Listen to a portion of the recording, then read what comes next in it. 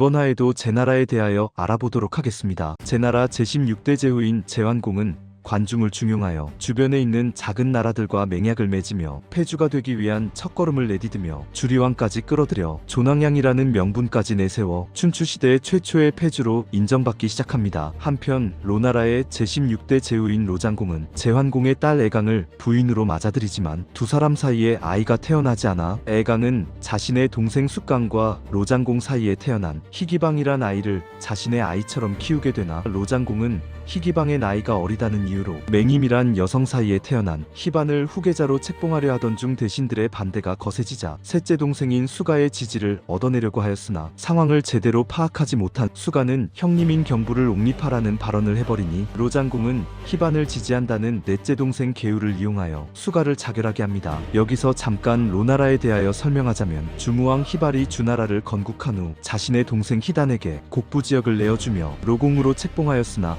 얼마 후 희발이 돌아가버려 도읍인 호경에서 어린 주성왕 희송을 보좌해야 했던 희단은 자신의 장자였던 백금을 곡부에 파견하니 백금이 로나라의 일대 제후이며 로나라는 제나라와 가까이 있고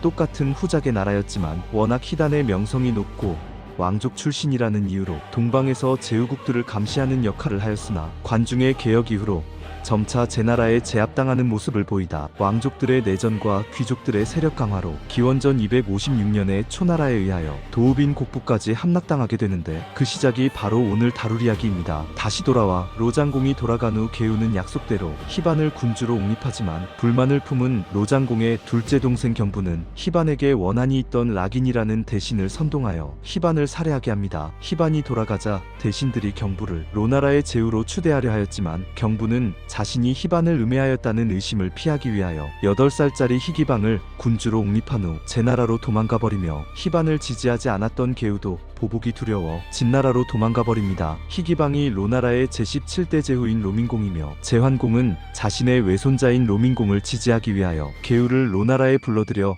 로민공을 보좌하게 하는데 이것을 지켜보던 경부는 기원전 660년 자신과 오랫동안 간통관계를 이어오던 애강과 함께 로민공을 암살해버린 후 로나라의 제후로 자칭하니 계우는 이번에 로한공의 아들 희심을 데리고 주나라로 도망가버립니다. 얼마 후 로민공이 암살된 사실이 알려지자 로나라 백성들은 경부와 애강에게 강한 분노를 느끼며 계우를 지지하기 시작하니 위험을 느낀 경부는 연하라로 도망가고 애강도 로나라를 떠나 주나라로 도망가버리니 계우가 로나라에 돌아와 희심을 제후로 옹립합니다. 희심이 로나라의 제18대 제후인 로희공이며 로희공은 연하라에 뇌물을 보내 경부를 로나라로 돌려보내라고 하자 경부는 로희공에게 용서를 빌어보지만 거절당하여 로나라로 향하던 중 자결해버리며 애강 역시 남편의 동생인 경부와 간통을 벌이고 로나라의 제후 2명이나 돌아가게 하였다는 소문이 전국에 퍼지자 한창 존왕양이로 명성을 떨치고 있던 제환공은 애강이 자신의 명예를 훼손한다고 판단하여 다음 해인 기원전 659년 주나라에 숨어있던 애강을 제나라로 불러들이던 중 죽여버리는데 로나라 사람들은